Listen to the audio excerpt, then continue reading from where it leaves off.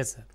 అయితే సార్ భారత్ తన జాతీయ ఇంధన ప్రయోజనాల దృష్ట్యా చూస్తే అమెరికాకి లోబడి ఉండడం కానీ లేదా అమెరికాకి తలొగ్గడం కానీ అది అంటే ఆలోచించగలమంటారా? అది దాన్ని ఎలా చూడాలి? మర్యాద ఇవ్వాలి ఇంటర్నేషనల్గా, మనకి తప్పదు ఒక్కోసారి. ఉమ్, ఒక పక్కన చైనాతో మనకి విరోధం ఉన్నది, ఒక పక్కన పాకిస్తాన్తో ఉన్నది, ఒక పక్కన బంగ్లాదేశ్తో ఉన్నది, ఒక పక్కన నేపాల్తో ఉన్నది. ఓపెన్ విరోధాలు ఇవన్నీ ఏం దాచుకున్న విరోధాలు కాదు. అమెరికాతో కూడా ఇలాంటి టైంలో విరోధం పెట్టుకుంటే వాళ్ళు రెచ్చగొడతా ఉంటారు. ఉమ్, ఆ సంబంధం తెగించకూడదు.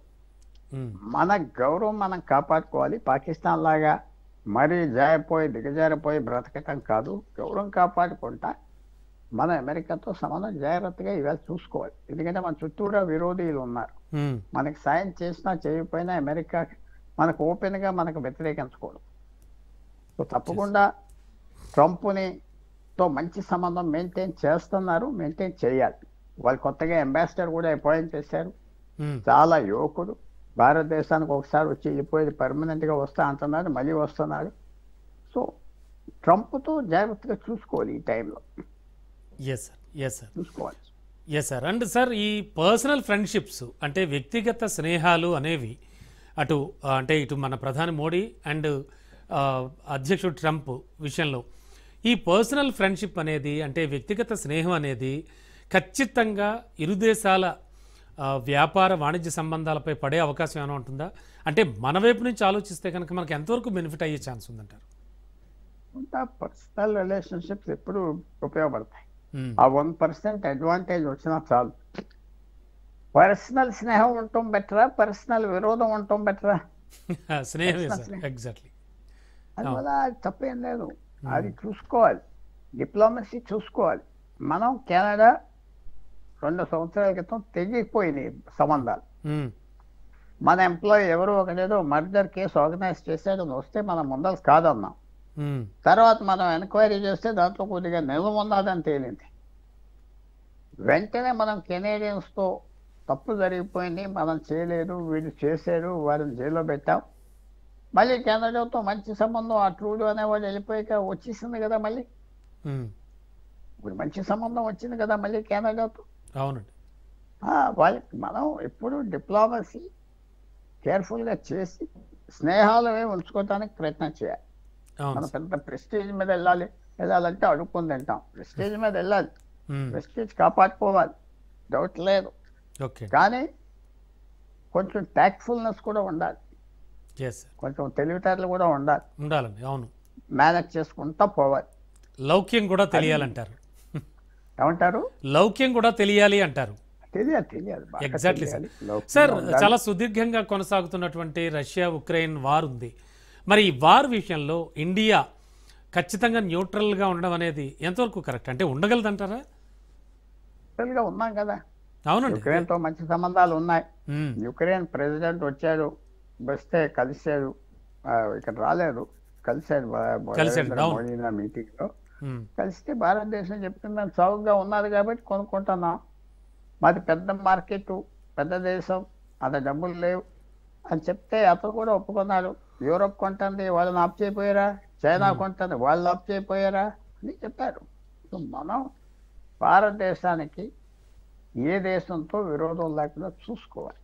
Yes sir. ఎందుకంటే మన సమీపంలో చైనా, నేపాల్, పాకిస్తాన్, బంగ్లాదేశ్, అప్పుడప్పుడు శ్రీలంక, అప్పుడప్పుడు మాల్దీవ్స్ చైనీస్ బలంతో మనల్ని ఎదిరిస్తున్నారు, మళ్ళీ అల్లరి చేస్తున్నారు, మనకి నష్టం కలిగిస్తున్నారు. Yes sir. అలాంటి సమయంలో ప్రపంచంలో ఉన్న ఒక్క ఆగ్రహశక్తితో విరోధం కొనుక్కుంటామా? ఉమ్, చేయకూడదు కదా, అవునండి. అనవసరం కదా, అది చూసుకో. Yes sir. Sir and moreover quad summit ద్వారా యుఎస్ఏ అంటే అమెరికా ఇండియాపై ఒక రకమైనటువంటి వ్యూహాత్మక ఒత్తిడిని కానీ కలిగించడం కానీ కోర్స్ అండ్ ముఖ్యంగా ఒక వ్యూహాత్మక ఆధిపత్యాన్ని సాధించడం అనేది కానీ ఏమైనా ప్లానింగ్లో ఉందంటారా? అది ఏమైనా సాధ్యపడే అంశమేనా? ఒకటి ఏంటంటే అమెరికా చైనాతో గత 5-10 సంవత్సరాలు దగ్గరవేనంటే చైనాని వ్యతిరేకించే వాళ్ళు ఇంకెవరూ లేరు. ఉమ్, చైనాకి భారతదేశానికి గొడవలు జరుగుతున్నాయి. అందువల్ల భారతదేశాన్ని మనం ఉపయోగించుకోవాలని వాళ్ళు స్నేహానికి వచ్చారు. మనకి ఉపయోగం. చైనా మీద చాలా ఉపయోగం పడ్డారు అమెరికా, ఆస్ట్రేలియా, జపాన్ ఈ దేశాలు. సో మనం పాస్ చేసుకోకూడదు. అది కూడా మేము చైనాకు వ్యతిరేకం అనకుండా భారతదేశం చేస్తాం. దక్షిణ చైనా సముద్రం ఫ్రీగా ఉండాలి, ఎవరు ఆప్ చేయకూడదు. ఆ ఒక్క పాయింట్ మీదే చైనాను వ్యతిరేకిస్తున్నాం. చైనాకు కూడా మనం చూపెట్టాలి కదా, ఇదిగో మా స్నేహితులు ఉన్నారు, మేము ఒక్కళ్ళమే కాదు, మాకు మంచి సంబంధాలు ఉన్నాయి అని చూపెట్టాలి. సో క్వాడ్ అనేది 4 దేశాలు సంబంధం ఉన్న ఆర్గనైజేషన్, మంచి ఆర్గనైజేషన్, బలంగా చూసుకోవాలి.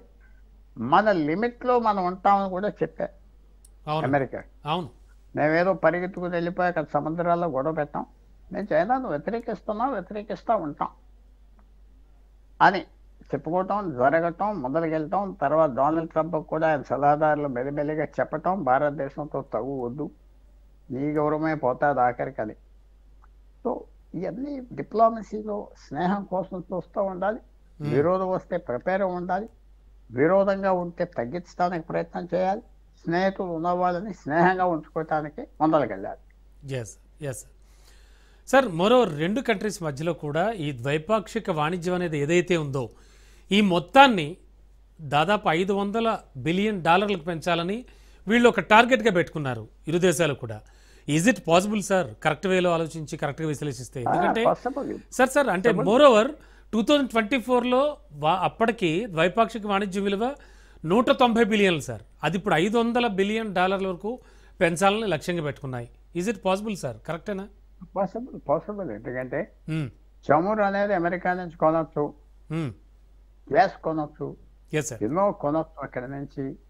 మనం కూడా వాళ్ళతో ఎక్కువ ట్రేడ్ చేయొచ్చు, చౌకగా గుడ్స్ తీసుకురావచ్చు. తర్వాత చైనా నుంచి వెళ్ళిపోయే ఫ్యాక్టరీలు కూడా మనం తెచ్చుకోవాలి కదా. అలాగే 3 యాపిల్ ఫ్యాక్టరీలు తెచ్చుకున్నా, 2.5 లక్షలు 3 లక్షల మందికి డైరెక్ట్ ఇండైరెక్ట్ ఉద్యోగాలు వస్తున్నాయి. ఒక 10 ఫ్యాక్టరీలు తెచ్చుకుంటే మన దేశానికి సరిపడుతుంది. సో అవన్నీ చేయాలంటే అమెరికాతో విరోధం ఉండకూడదు. అవునండి. తర్వాత వాళ్ళతో పెంచుకోవటం అంటే ఇది